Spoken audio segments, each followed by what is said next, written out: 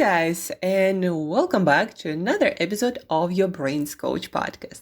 My name is Angela Sharina. I'm your host, I'm your Brains Coach, and it is my job here to bring to you all the most effective, useful, cutting edge, interesting, and applicable to your life, most effective tools, brain body tools for self-management, for managing your health, your energy, your thoughts, your emotions, and most importantly, to produce the desired actions to create the right kind of impact so that you create the exact life experience and you live a legacy and you live a fulfilling life. So that's a big aspiration of this podcast, and we are doing it one episode, one tool, sometimes one thought and one emotion at a time. You know, folks, I'm a huge believer that one piece of wisdom, one piece of insight applied into your life can transform your experience, the results that you get, the person that you are in such a profound way. And I think what's very important and sometimes very elusive is for us to understand that applying new insights and practicing it is not the same as getting that initial spark of insight. We might understand, for example, like you can understand today, that you have one person to deal with everything in life. Whether that's business, exercise, relationships, moving to another country, doing some spring cleaning. Like you have one person to deal with everything, not many multiple person that you bring to different areas of your life. And you need to treat your life and your resources and your recovery strategy accordingly. And you can understand this, and it might make sense for you right away. But stop and think, are you applying that in your life? Or are you trying to be a hardcore entrepreneur or a career person, an executive, a leader, and taking care of everything and everyone at work, in your professional area, and then coming back home and giving your 100% there? Are you trying to do that? Because if that's true, if you think about boundaries all the time and how you shouldn't bring work self to your home self, just like John Medina, one of the neurobiology, neuroscience professor, written books like Brain at Work and a lot of different books around brain health and how to work with our brain to enhance our life experience and results we get. So he has a beautiful phrase: you don't have a work self and a home self. You have one self to deal with all of it. So you can realize that in a few seconds, but are you really applying that into your life? And if you do decide to apply that principle, then you'll have to slow down and figure out how to prevent yourself from making the same automatic, habitual responses that you've been doing for years. Now, let's get to the context, to the content of our podcast today, and this idea of allostatic load and where boundaries can backfire. I already started talking about that. You don't have a work self and a home self and relationship self and exercise self. A lot of clients who come to me, they have this aspiration: I want to transform my life in all areas, my business, my relationships, my fitness and exercise, everything. I'm going to be moving in all areas of this life. And at the beginning, they have this idea that they're going to move and change all of it at the same time. But there is this beautiful quote by John Wooden, one of the top coaches, that you can do anything as long as you're okay with the idea and to do it one thing at a time. So yes, you can change and transform all areas of your life, and some areas will flow, like the results, the positive effects will overflow and fuel other areas. But also, it is true that you cannot hope to start giving 100% to your relationships and to your exercise and to your career and to everything else in your life. The term allostatic load is something I believe everyone needs to familiarize themselves with. You have one bucket of stressors. Exercise, intense exercise, is a stressor. Relationships, managing relationships might be a stressor, especially if you're trying to build something there, to lead a lot of people, to have the difficult conversations, or to resolve a lot of issues. Now we have health, and perhaps you are working on some health issues. We have things like poor sleep habits or poor nutrition habits. You might be managing your business, and there is always something to, Gary Vee compares business to being a fireman. Like there's always a fire to deal with, and that's your job. That's what you chose to do for a living, to solve other people's problems, right? What entrepreneurship and business is. And so you deal with stressors there, and then you decide to grow in all of this area and become an athlete and grow your business 10x, and then transform your relationships and move to a new place and create a new circle of friends, and pick up a couple of hobbies and start studying intensely in this new area of expertise that you want to develop. Like, you have one you. This is where drawing boundaries will backfire. You don't have multiple identities. You do not have different you to bring to work, into relationship, into business, into exercise activities, into your studying, into your leadership. You have one you. There is this principle that I've created. It's called one battery principle. You have one battery of resources, and it has 100% charge. And if you want to give 80% of that to your exercise, you will not be giving 100% to your business and to your relationships. Or if you want to give 80% of that to your business, you will not be giving 100% to your exercise program or your relationships, or you taking care of your health and working on different issues that might be present. You have one battery at 100%, and if you give something 80%, you cannot give more than 20 to the rest of it. That's why great entrepreneurs they got peace. They accepted the fact that they're not going to be the best athletes. I think it's just the curse of our generation is that we have all this information and people excelling and working hard on all these different areas, and we think, oh, I want to be like this person in fitness, I want to be like that person in business, I want to be like this person in relationship, and all of it at the same time. But this is a very, very ridiculous idea, and not even one single person on earth did that like that. You look, let's say, at Elon Musk. He's an amazing engineer and business person, but how much time do you think he dedicates to his relationships and his health?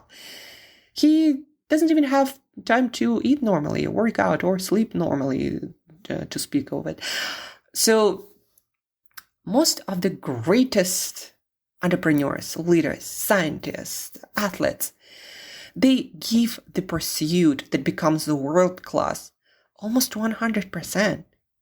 And then once they achieve certain milestones or certain results, then they switch to other areas. Like Maria Sharapova, for example, she comes from the same place. She was born in the same place that I was born in. And I met her and I read her autobiography. An amazing athlete. But 30 years of her life, not all 30 years, but since she was like 6 years old till 30 or 30 something, she dedicated almost entirely her life to her sport And your parents and your other relationship were her support system, where she asked for help, where she got a lot of support, and also where she did not create additional stressors for herself. And everything else, she did not start to develop business until she was out of business. Success and greatness leave clues. You cannot be great, definitely not at the same time, at all of the areas. Like Serena Williams and all these other amazing athletes, they were athletes first, and then they became business people, and then they became leaders, and then they dedicated more time to family. Again, back to the saying of John Wooden, you can do anything as long as you accept the fact that it's going to be one thing at a time. And I also wanted to mention that how do you know if you are already pushing too hard in some areas or all of the areas? Very simply, just reflect on this question. If I were to tell you, you have to continue at this pace for 100 days straight on, will you be able to do that? Or every day you are waking up with this thought, oh, I'm exhausted, I'm drained, I need a vacation. But just when you wake up, take a couple of moments to just check in with your body and see where you are. Do you want to wake up and get after it and you're ready to go with no coffee, no supplements, nothing in you? Do you have this drive? Do you have this zest? And if you do, you're probably in a good place. And if you don't, and you just need a bunch of substances to just keep you going emotionally, mentally, physically, then it might be the time to reprioritize, reassess your allostatic load, your bucket of stressors, and see where you need to scale down to give more or to keep going at a faster pace and in some area. And you kind of have to do proper recovery to be at that place of depth, of energy, of motivation every single day, to be able to go as long as needed and go forever till the end, till death. Life is an ongoing journey. There is no arrival. Arrival is death. And then some people would ask me, well, isn't there a time for pushing and sprinting and giving your absolute maximum when you don't really recover 100% every day? And yes, there is the time for athletes, for entrepreneurs, for when you're working on your health or your relationships or your leadership, expertise. There are these times. But again, reflect on that question. Are you trying to run a marathon with a sprinting pace?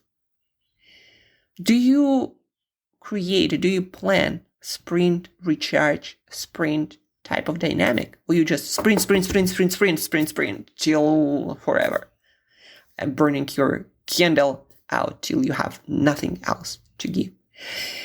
So pause for a moment and think about that. Reflect on that.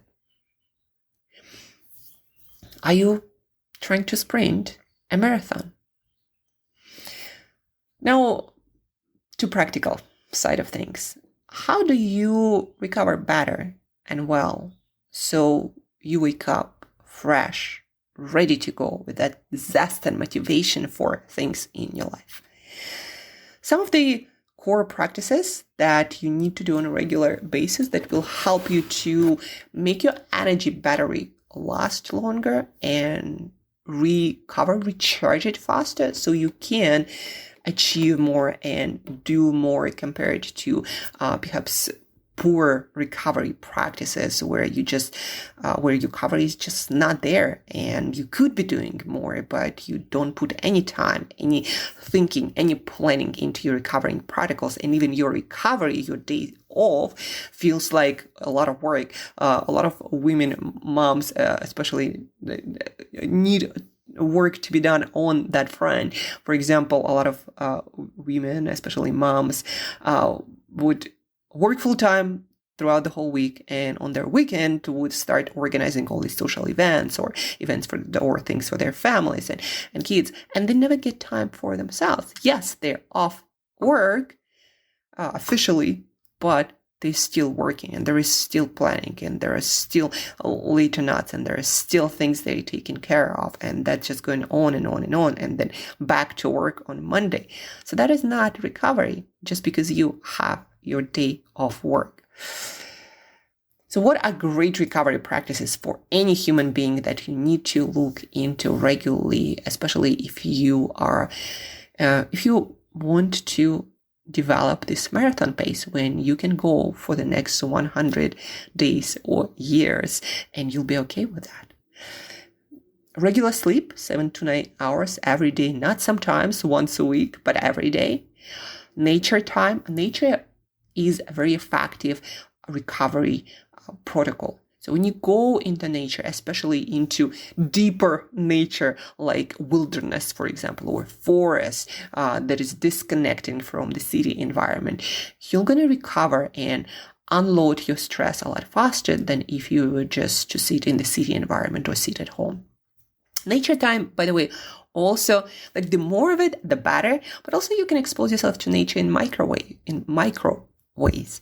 Like, for example, petting your dog or a cat, or getting an animal, having a lot of plants and nature in the place where you live and where you work, doing work in the garden, or even if it's mini garden, like have some sort of like few square centimeter piece of land, or like a pot with plants, and you're taking care of that. It's also exposing yourself to nature. Listening to bird music also in research show, or any really nature music, or looking at pictures of nature, also do help to unload that stress more and better than not doing it. Breath work is an amazing tool to switch your nervous system from the state of fight or flight to rest and digest, where your recovery happens a lot more effectively, where you start recharging your batteries versus just running your machine at high speed. Breathwork, don't underestimate the profound effect on your recovery capacity.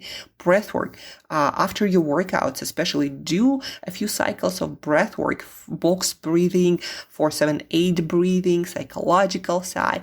Do that, and you'll start recovery much faster, and you're going to be more effective at that, and that will allow you to have more resources to give to different areas of your life. So even though I said you have one bucket, but that bucket can be enlarged with proper recovery practices. So the harder you go, the more you should spend time recovering. Journaling. Amazing way to, again, switch your nervous system into state of rest and digest, and to diffuse, to switch off that emotional, psychological stress that might be keeping your nervous system in that stressed state that doesn't allow you to recover. Labeling, journaling, writing about things that bother you, that disturb you emotionally and cognitively, helps you to distress, to unload that stress and start recovering. Unprocessed stress, it's that what keeps your nervous system burning that candle at both ends. Breaks, taking breaks. It's not the same to work for, let's say, 6 hours straight than to work for, let's say, an hour and a half and then taking 20 to 30 minute break. The quality of your work, your capacity to recover, your capacity to, yes, do more work, deliver more results, and endure more will increase with smart breaks taken here and there, things like naps and yoga nidra and all sorts of meditations and walking especially in nature, right? So take breaks. That will ensure better, greater results, and that you can maintain long-term this pace of work. Exercise, like moving slower, walking, doing some sort of yoga or Pilates, doing more gentle forms of exercise is a great recovery practice. That's where movement can be your recovery protocols, whereas high-intensity training, heavy weightlifting, that is not recovery. That is adding to your stress bucket. Social connection, spending time with people who fill your bucket, Like it feels like your energy is being topped up when you're with those people. That's one of the most profound ways to recover faster. Nutrition. Having whole foods, having high quality foods, having a lot of fruit and vegetables, fish with omega-3s, high quality proteins, a lot of fiber, a lot of natural foods. It's an amazing way to recover. Your body uses nutrition to keep up with the stressors in your life, to keep your whole organism, your nervous system running smoothly. And nutrients you consume from foods and from supplements help you to recover faster and better and more effectively. So nutrition can either be a stressor if you have poor eating habits, or a stress relieving recovery practice. And it's all up to you what you put on your plate. Hydration and supplements. Drinking enough water is important for your recovery. Nothing runs smoothly when you don't hydrate well, when you don't have high quality hydration, when you also don't have electrolytes with that water, your potassium, your calcium, your magnesium, your sodium, your salt. And taking supplements, additional supplements, especially when you're going through a lot of stressors and a lot of workload in your life or load in other areas. Smart supplements, by smart, I mean chosen for you specifically, to address your specific situations that work well for you. It's an amazing also tool that will help you to recover faster and boost and stretch, enlarge your stress bucket, your recovery bucket, and enlarge your energy reserve, enlarge your battery. That's what I wanted to share with you for today, guys. I hope now you see much more clear where you've been doing it wrong, perhaps your recovery, and setting boundaries where boundaries should not be set. You're one person. You don't have a work self and a home self. You have one self to deal with every single thing in your life on your plate. So give yourself some grace from time to time. If you're not acing and mastering relationships at the moment because you have too much going on in your business, that's okay. Yes, communicate it well. Yes, be clear. Yes, be respectful to people. But also explain to them that I'm going through a lot. There is a lot on my plate, and I'm not able to deal with this perfectly, effectively, and I need some slack in that area. You got to be able to communicate that to yourself, give yourself some grace, and to other people. You're one person. You don't have another one for all these areas of life. And if some area requires 80% of you, you don't have another 80. You have only 20. So accept that for yourself and communicate it to other people, your support system. Nobody does it alone at a hardcore pace in this life. When you talk to successful people, you very soon learn and realize that they have a vast support system that allows them to give so much to one or a few areas. That support system is what allows them to do so, not being some invincible superhero human being that can do it all in all areas. No such thing, no such person. You have one you for home, for work, for exercise, for every single pursuit in your life. So distribute it wisely according with your priorities at this stage of your life. Hope this helps, and you're going to implement the learnings, not just get an flash of insight and think that that's going to change you. That will not change you. You got to stop, reflect, put an action place in place. If you need more support, email me, Angela@brainbreakthroughcoach.com. Let's get a session. Let's see how you can do better. Very often, having someone to talk about things, to reflect on things, to guide you, to give you more objectivity is a superpower that will transform your results and will keep you accountable and give you all kinds of positive effects and bonuses. So reach out, create your or enlarge your support system as well. That being said, time to wrap up. Have an awesome kind of a midweek, at least it is midweek for me. Have an awesome day, rest of the week. Make sure you plan proper recovery. And remember that you don't have many of you, work you, home you, exercise you, but you have one you to deal with everything. Talk to you soon. Have an awesome rest of the week.